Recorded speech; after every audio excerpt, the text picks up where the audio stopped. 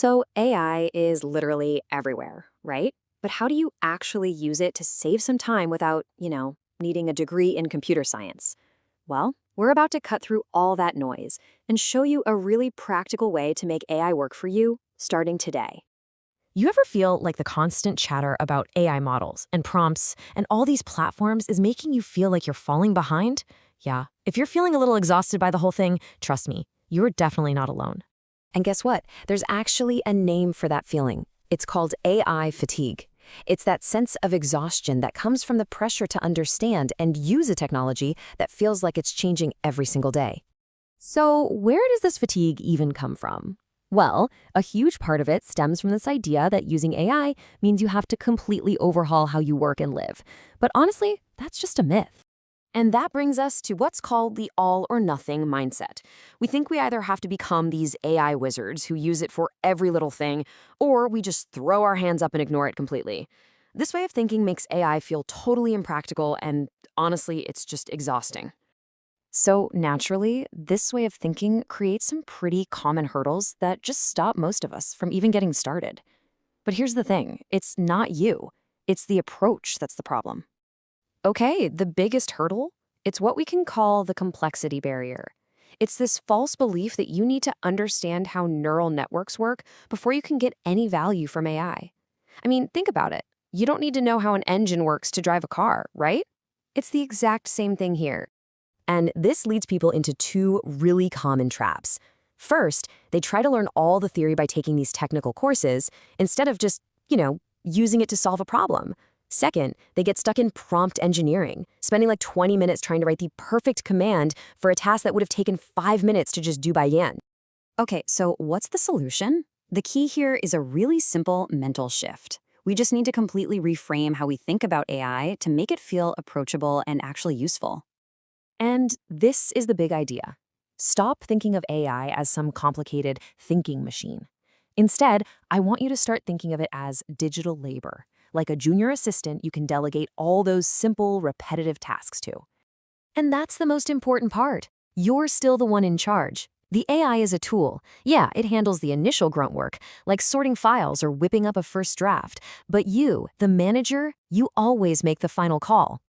Okay, so you've hired your new digital assistant. What are its first assignments? Let's get super practical and look at 4 simple tasks you can delegate right away. All right, let's dive into 4 areas where you can start saving time immediately. First up, activate the hidden AI that's probably already in the tools you use, like email autocomplete. Second, delegate the dreaded blank page. You know the one I'm talking about. Let the AI create that rough first draft for you to edit. Third, use it to summarize long documents or those endless email chains. And fourth, automate the tiny repetitive microtasks that just eat up your day. Okay, but how do these little delegations actually add up in the real world? Let's take a look at a perfect example. A small business owner who's just drowning in their inbox. So before AI, they were spending hours manually sorting every single email, just wading through all that administrative noise. But after AI, a simple automation categorizes messages, filtering out the junk and flagging the real customer inquiries. The focus shifts from just being busy to actually talking to customers, and the time spent drops from hours a week to just minutes a day. All right, you're ready to start. So how can you do it today, and more importantly, do it safely? Let's talk about your first simple step and a few really important ground rules. Think of this as your manager's checklist. Rule number 1, always, and I mean always, verify the facts. AI can hallucinate, which is just a fancy way of saying it can make stuff up. Second, just use natural language. Talk to it like you would a person.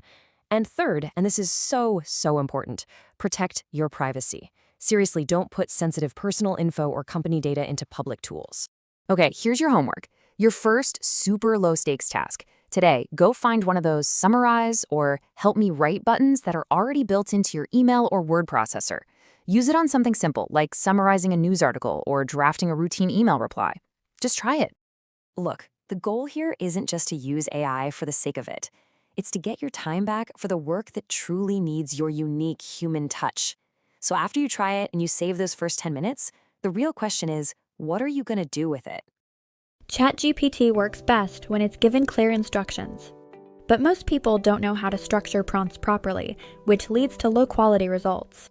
I created a digital book that contains carefully written prompts for ChatGPT and other AI tools, designed for real-world use cases across multiple niches. If you want better results from AI, this prompt pack shows you what to ask.